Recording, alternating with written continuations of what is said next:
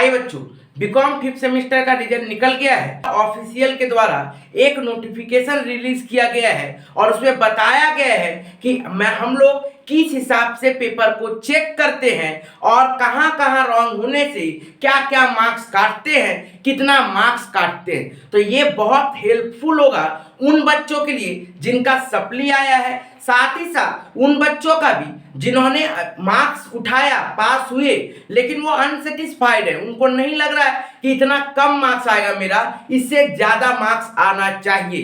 तो सभी बच्चे क्या सोच रहे हैं कि रिव्यू करेंगे, लेकिन रिव्यू करने के पहले सभी बच्चों को ये वाला वीडियो को अच्छे तरीके से एकदम पूरा देख लेना चाहिए, क्योंकि मैं इस वीडियो में आप लोगों के लिए कैलकाटा यूनिवर्सिटी का ऑफिशियल के द्वारा रिलीज किया गया पीडीएफ, जहां पे कौन सा क्वेश्चन में कितना मार्क्स दिया जाएगा, कितना स्टेप तक मार्क्स दिया जाएगा, कितना मार्क्स कहां कट जाएगा, ये सब कुछ बताया गया है। तो बहुत इंपॉर्टेंट वीडियो हो जाता है, तो प्लीज पूरा वीडियो को ठीक से सुनिएगा और अपने दोस्तों तक जरूर शेयर करिएगा। ऑनर्स वाला बच्चा, जनरल वाले स्टूडेंट सभी देखिएगा, सभी के लिए इंपॉर्टेंट है और अपने दोस्तों तक जितना स्प्रेड करना है कर दीजिएगा। जो स्टूडेंट पास हुए हैं उनको भी करिए, ताकि उनको ये भी पता रहे कि हाँ, हम और मार्क्स उठा सकते थे कि नहीं। बहुत सारे ऐसे सोच रहे हैं जिनका 40 प्लस आया, वो भी सोच रहे हैं कि हम तो रिव्यू करेंगे ही करेंगे, क्यों? क्योंकि मेरा और मार्क्स आना चाहिए। तो उनके लिए ये बहुत इंपॉर्टेंट हो जाता है। साथ ही साथ जो बच्चा का मार्क्स 24 नहीं आया, 18 आया, 17, 15, 14, 12, 13, 10, किसी किसी का 5, 6, वो विश्वास नहीं कर पा रहे हैं, उनके लिए भी ये वीडियो बहुत इंपॉर्टेंट हो जाएगा। साथ ही साथ उनको ये भी अपने आप को सोचने का मौका मिलेगा कि हम क्या करें, इसके बाद नेक्स्ट स्टेप क्या है।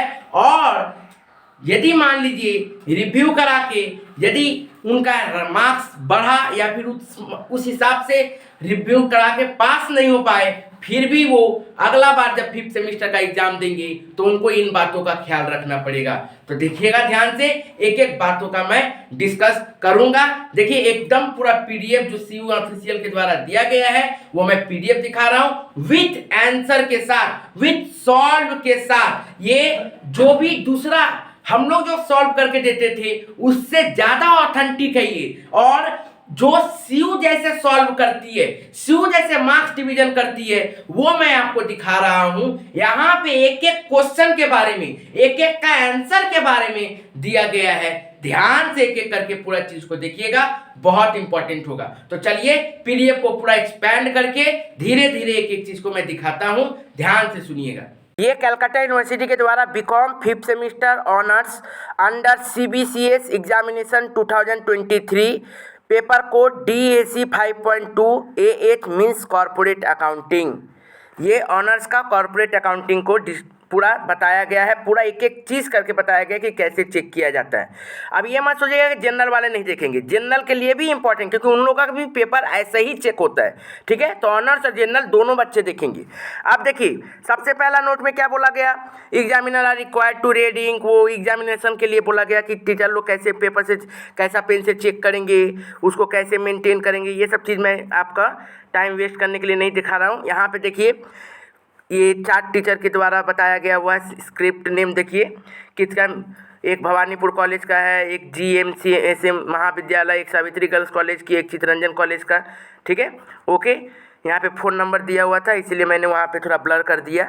अब देखिए ध्यान से, इसके बाद आइए पॉइंट टू बी नोटेड। देखिए ध्यान से क्या बोला गया, याद रखिएगा ध्यान से, ये वाला चीज़ बहुत इंपॉर्टेंट है। क्या बोला गया, बोला in question number 3 please deduct 1 mark ई premium provided out of security premium. Question number 3 क्या पता था, क्वेश्चन नंबर 3 क्या था पता है आपको? क्वेश्चन नंबर 3 था कि आप बाईबैक कैसे करेंगे, रिडम्पशन और बाईबैक बनाने से। क्वेश्चन नंबर 3 रिडम्पशन का क्वेश्चन था और क्वेश्चन नंबर 3 का और बाईबैक का क्वेश्चन था। तो क्वेश्चन नंबर 3 में क्या बोला गया, क्वेश्चन नंबर 3 में बोला गया एकदम 1 मार्क्स काट लेना है यदि कोई बच्चा प्रीमियम को सिक्योरिटी प्रीमियम से एडजस्ट कर रहा है, तो आप एकदम एक नंबर काट लीजिए। आंसर सही है नहीं है कुछ देखने का दरकार नहीं है।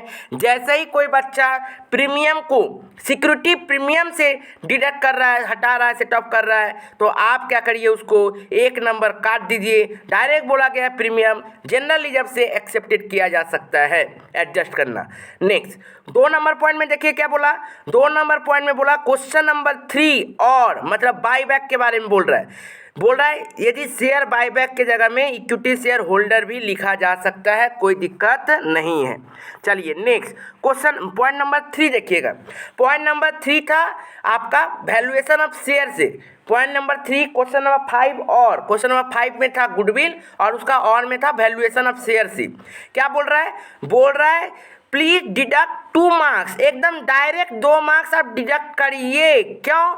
यदि किसी बच्चा का आंसर 12.22 आ रहा है, तो जिस बच्चा का आंसर 12.22 आ रहा है वो एकदम डायरेक्ट 2 मार्क्स उनका शेयर से डिडक्ट हो जाएगा। पूरा आपका सब सही है फिर भी आपका 2 मार्क्स डिडक्ट हो जाएगा। मैं दिखाऊंगा आपको, पूरा पेपर सॉल्व किया हुआ है, मैं वो दिखाऊंगा आपको।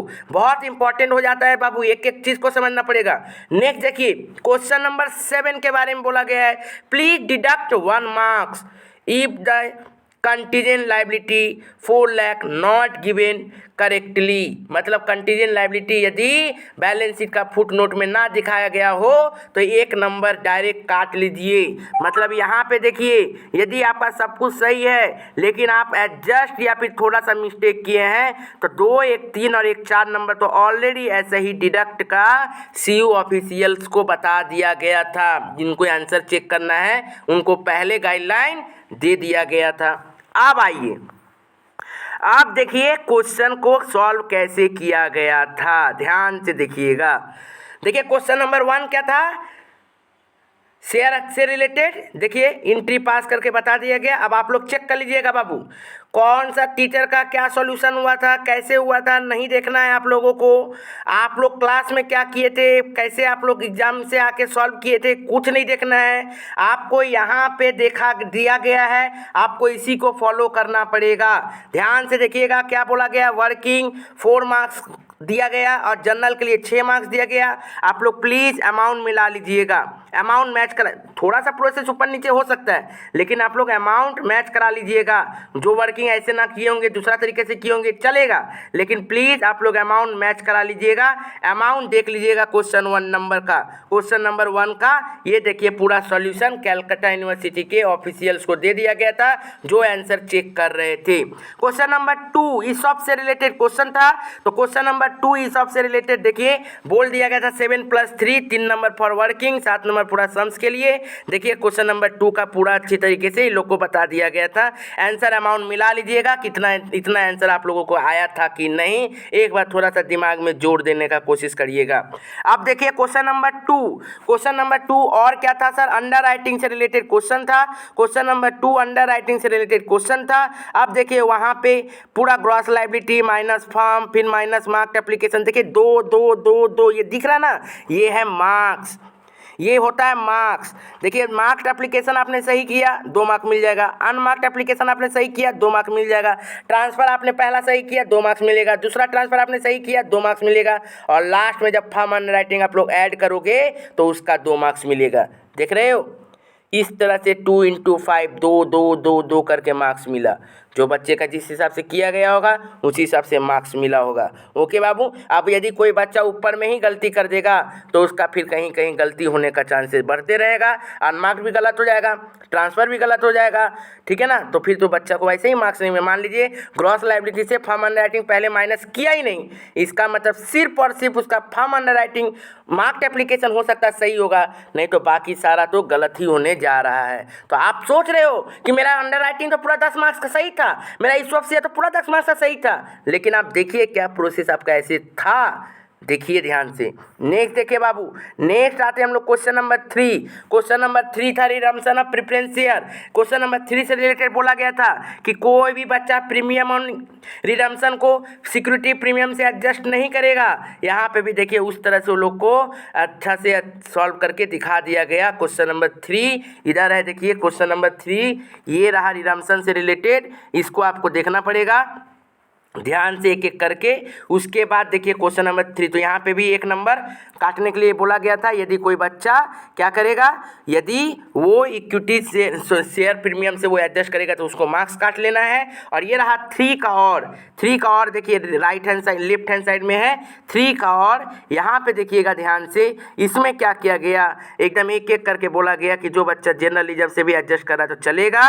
ठीक है, यहाँ पे भी मार्क्स देखिए 6 नंबर जनरल के लिए, बैलेंस शीट के लिए 2 मार्क्स। ठीक है, ओके, इस तरह से उन लोग को मार्क्स दिया गया था।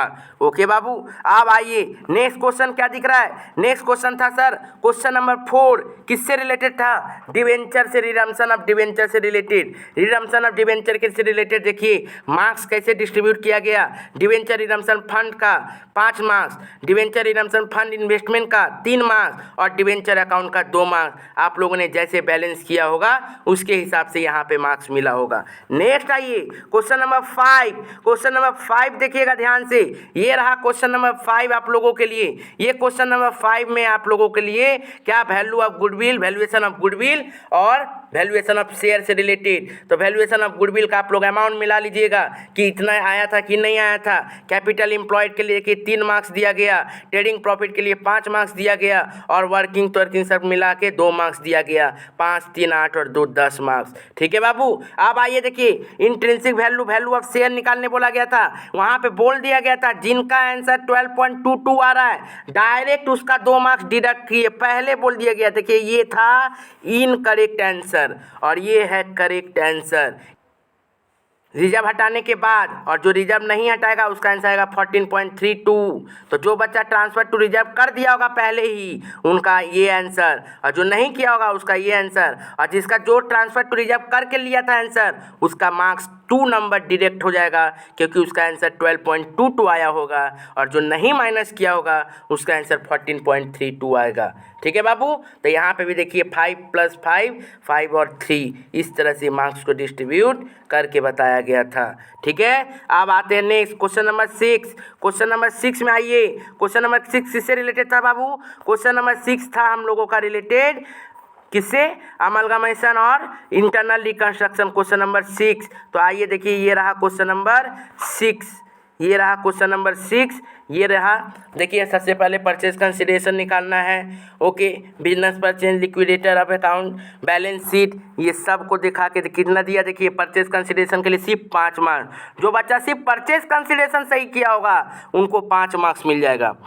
ठीक है, अकाउंट्स के लिए 2 मार्क्स, 3 मार्क्स और बैलेंस शीट, इस तरह से उन लोगों को मार्क्स करके दिया गया था। इस तरह से उन लोगों का हो गया है मार्क्स डिस्ट्रीब्यूशन, टोटल 15 मार्क्स। अब आइए इंटरनल रिकंस्ट्रक्शन से रिलेटेड, वहाँ पे भी देखिए जो बच्चा लॉस कैलकुलेशन कर लेगा उनका 2 मार्क्स, जनरल एंट्री के लिए 9 मार्क्स और बैलेंस शीट के लिए 4 मार्क्स। इसीलिए मैं बार बार कहता हूँ कि बाबू पेपर अटेंड करिए, पेपर छोड़िए मत, जितना आता है उतना कम से कम सही करो, उसमें मिस्टेक नहीं होना चाहिए। स्टेप मार्किंग तो भरती है। ठीक है बाबू, ओके। अब आइए, अब आते हैं हम लोग किसमें, balance sheet, question number 7। Question number 7 में भी बोल दिया गया था 1 मार्क्स डिडक्ट कर देना है। किस लिए डिडक्ट कर देना है, 1 मार्क्स डिडक्ट कर देना फॉर द पर्पज यदि कोई बच्चा कंटीजेंट लायबिलिटी शो नहीं किया। रेवेन्यू फ्रॉम ऑपरेशन आप लोग मिला लीजिएगा, याद कीजिएगा क्या आपका इतना आया था। आप लोग अदर इनकम मिलाइएगा, क्या आपका टोटल प्रॉफिट इतना आया था, उसमें से ट्रांसफर प्रॉफिट आप लोग इतना किए थे, टैक्स आप लोग मिलाइएगा। शेयर कैपिटल आपका इतना आया था, reserve and surplus, long term, ये सब एसेट्स का लायबिलिटी का पार्ट दे दिया गया। इस हिसाब से देखिए मार्क्स डिस्ट्रीब्यूशन बताया गया। डिप्रिसिएशन के लिए 2 marks, notes of reserve and surplus के लिए 2 मार्क्स, कंटीजेंट लायबिलिटी के लिए 1 मार्क्स, इनकम स्टेटमेंट के लिए 5 मार्क्स और बैलेंस शीट के लिए 6 मार्क्स। इस हिसाब से मार्क्स डिस्ट्रीब्यूशन किया गया था, टोटल 15 मार्क्स। तो उम्मीद करते हैं ये समझ में आया। तो बाबू आप लोगों ने देख लिया कि कैसे कलकत्ता यूनिवर्सिटी आप लोगों का आंसर स्क्रिप्ट को पूरा चेक करती है, कहाँ पे कितना मार्क्स देती है, कैसे मार्क्स को काटती है। ठीक है, तो अब आप लोगों को खुद में भी चेक करना है, एहसास करना है, याद करना है कि आप लोगों ने क्या इस तरह से आंसर दिया था। सोचिए, अब उसके बाद तो क्या होगा कि आप लोग और ज्यादा क्लियर हो पाओगे किससे रिलेटेड, कि हम रिव्यू भरेंगे, सेल्फ इंस्पेक्शन करेंगे, री एग्जामिनेशन ऑफ पेपर करेंगे, हम सेटिस्फाइड हो पा रहे हैं कि नहीं हो पा रहे हैं, या फिर अभी भी नहीं, हम जैसे सोचे जैसे यहाँ पे दिखाया गया उसी हिसाब से हम भी किए हैं, हमको मार्क्स मिलना चाहिए। और ये सिर्फ कॉर्पोरेट अकाउंटिंग का नहीं है, इसी तरीके से स्टैंडर्ड मेंटेन किया जाता है टैक्स में, इसी तरीके से स्टैंडर्ड मेंटेन किया जाता है मैथ में, इसी तरीके से स्टैंडर्ड मेंटेन किया जाता है ऑडिट में। तो सब जगह स्टैंडर्ड मेंटेन करके सीयू मार्क्स देती है।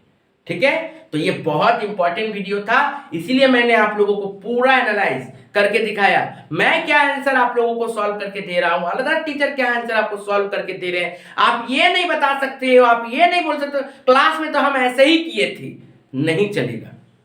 कैलकाटा यूनिवर्सिटी जैसे आपको दिखा रही है, जो गाइडलाइन दे रही है कि यहाँ पे इसी से काम करना पड़ेगा, यहाँ पे फुट नोट में ये लिखना पड़ेगा, आपको रिजर्व पहले माइनस नहीं कर सकते हो, उसी हिसाब से करना पड़ेगा। ठीक है, आपको ये सब चीजों को फॉलो करना पड़ेगा। ये जो हो गया सो हो गया, मान लीजिए जिनका रिव्यू से रिजल्ट नहीं भी बढ़ा, लेकिन अगले बार के लिए तैयार रहिएगा, ये सब फॉल्ट नहीं करना है, साथ ही साथ अपने जूनियर्स को भी ये बात बताना है। ठीक है बाबू, उम्मीद करते हैं ये वीडियो बहुत हेल्प किया होगा।